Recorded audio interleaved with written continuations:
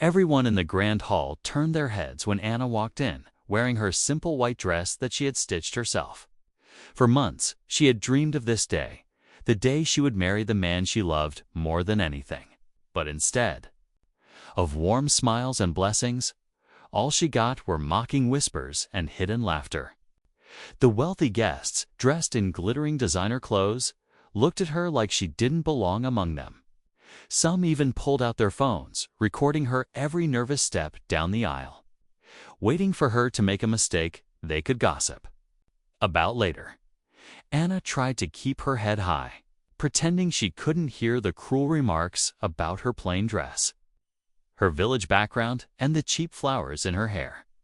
She clutched her trembling hands together, hoping her groom, David, the billionaire everyone envied, would come out soon and silence them all. But as the minutes dragged on, he didn't appear. Murmurs filled the hall.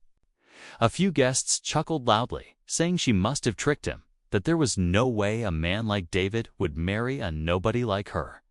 One woman even dared to step forward, throwing sharp words right in Anna's face about how she should know her place and leave before she embarrassed herself any further. Tears burned in Anna's eyes, but she stood frozen, staring at the empty aisle, praying he hadn't changed his mind. Her heart pounded so loudly she could barely hear anything else. Just as the humiliation reached Atis, Meek, and Anna's hope began to shatter in front of everyone's mocking eyes. The heavy doors swung open behind her with a sudden thud. Gasps echoed through the hall as everyone turned. And there, in the doorway, stood David. But what he did next would shock them all. David stood tall in the doorway, dressed in an elegant black suit that seemed to silence every sneer in the room. His sharp eyes scanned the guests, each of whom suddenly forgot how to laugh. But Anna couldn't move. For a second, she feared he might turn around and leave, like everyone was whispering he would. Instead, David stepped inside, his polished shoes echoing across the marble floor. He didn't say a word yet. Just the sight of him there was enough to freeze the cruel smiles on people's faces. Behind him, two security men followed, carrying a box that no one could see inside. People leaned forward, curiosity fighting with the shame of having mocked the bride just moments ago. Anna's heart raced faster with every step David took toward her. She remembered the first time she'd met him, a chance encounter when she was serving tea at a small cafe. Unlike the rich people here tonight, David had spoken to her with kindness. He'd listened to her dreams, laughed at her shy jokes, and promised her a life where she wouldn't have to feel small ever again. But now, as she looked at his unreadable face, Anna couldn't help but wonder if that promise was real. Why had he left her standing alone for so long?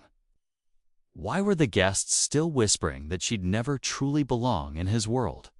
David finally stopped right in front of her.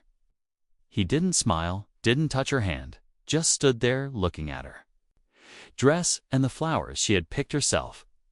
The silence in the hall felt heavy, like everyone was waiting for him to confirm their suspicions. Anna's lips trembled as she searched his eyes for an answer. But instead, David turned to the crowd, and what he was about to reveal would change everything. David's eyes swept over the sea of faces, his silence cutting deeper than any words. Some guests lowered their heads, pretending to fix their expensive watches or check their phones. But others still stared at Anna with pity or smugness, waiting to see her crumble. Anna felt her knees weaken as the doubts crept back in. Maybe this was all a mistake. Maybe she'd misunderstood everything about David's feelings for her.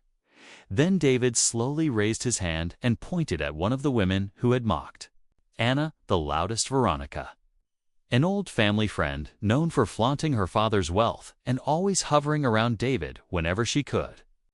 Veronica flinched, her fake smile flickering as David's stare landed on her. He asked her, calm but sharp, why she thought she could humiliate his bride on her wedding day. The hall fell so silent that the clicking of a camera at the back sounded like thunder. Veronica stammered something about protecting him from gold diggers. But her voice was too soft now, her confidence gone. Anna felt a tiny spark of relief, but the fear in her chest stayed. She knew people like Veronica weren't the only ones waiting for her to fail. There were whispers that David's own mother, Mrs. Lancaster, had never approved of Anna either. She hadn't shown up yet, but Anna could feel her cold presence in every disapproving look tonight in the corner. Anna noticed her younger brother Mark hiding near the buffet table. He wasn't supposed to be here. He'd promised to stay home because he hated crowds. His worried eyes met hers for a second, and she realized he'd come all this way just to protect her. Even if he couldn't really do anything. David's men opened the mysterious box at last. The guests craned their necks to see what was inside. Anna's breath caught in her throat as David reached in, but instead of answers, more questions filled the air. David's hand hovered inside the box for what felt like forever. Every eye in the hall was locked on him, breaths held, whispers frozen on parted lips. Anna's mind raced through every possibility. Was it proof she wasn't good enough? It's evidence to send her away humiliated for good? She bit her lips so hard she tasted blood, her fingers twisting the edge of her dress as she waited for him to move. Finally, David pulled out a velvet case. Its deep blue color glowed under the grand chandelier, making the guests lean forward even more. Veronica tried to peek over someone's shoulder, her face pale, but her eyes still hungry for gossip. Anna's heart thudded so loud she thought everyone could hear it echo in the marble hall. David didn't open the case right away. Instead, he turned to Anna. His eyes softer than they'd been all night, but there was something else there too. A shadow of anger, not at her, but at everyone else. He held the case out for her trembling hands, his voice low enough only she could hear. "You were never meant to beg for their approval," he said. But his words did nothing to calm the storm inside her. Across the hall, Anna spotted Mrs. Lancaster. Finally arriving at the back, surrounded by a few stern-looking relatives. Her cold eyes narrowed the second she saw Anna holding the velvet box. She whispered something to the man beside her, a lawyer Anna vaguely recognized, and the two exchanged a look that made Anna's stomach twist. Mark, still hiding near the buffet, stepped closer now, his face pale with worry. He seemed ready to run to her side if she needed him.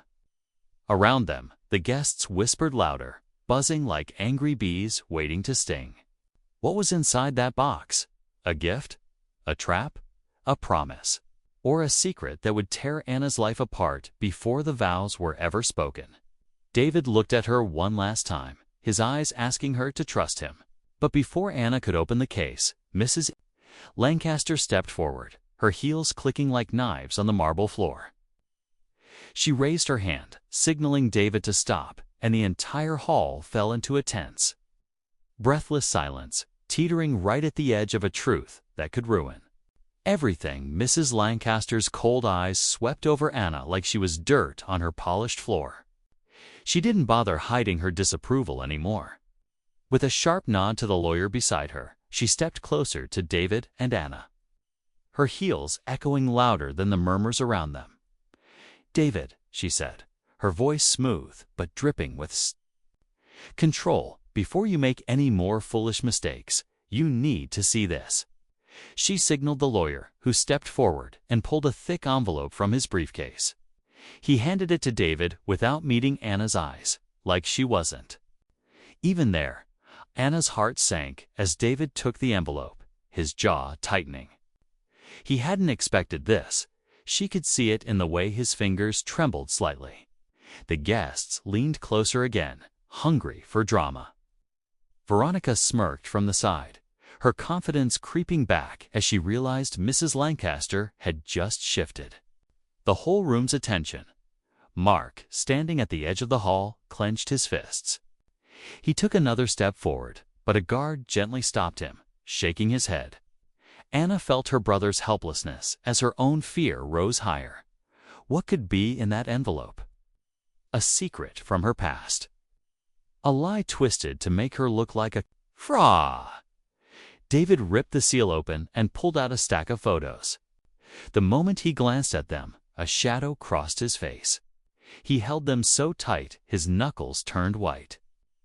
He didn't say a word, but one photo slipped from his grip and floated to the floor by Anna's feet. She bent down and picked it up with shaking hands, and her breath caught. It was a photo of her and her old friend, Daniel, back when she worked at the cafe. They were laughing, sitting too close, but it was innocent, or at least it had been. The whispers rose like poison smoke as Mrs. Lancaster raised an eyebrow. "Is this the loyal bride you trust, David?" she asked, her voice calm but slicing. Through Anna's chest, like ice, Anna opened her mouth to explain, but no words came out.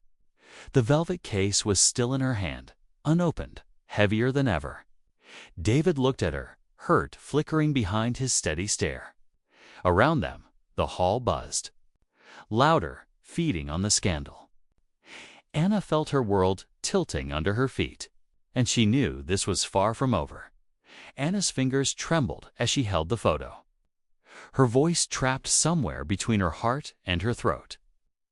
She wanted to scream that it wasn't what it looked like, but every eye on her made her chest feel tighter and tighter.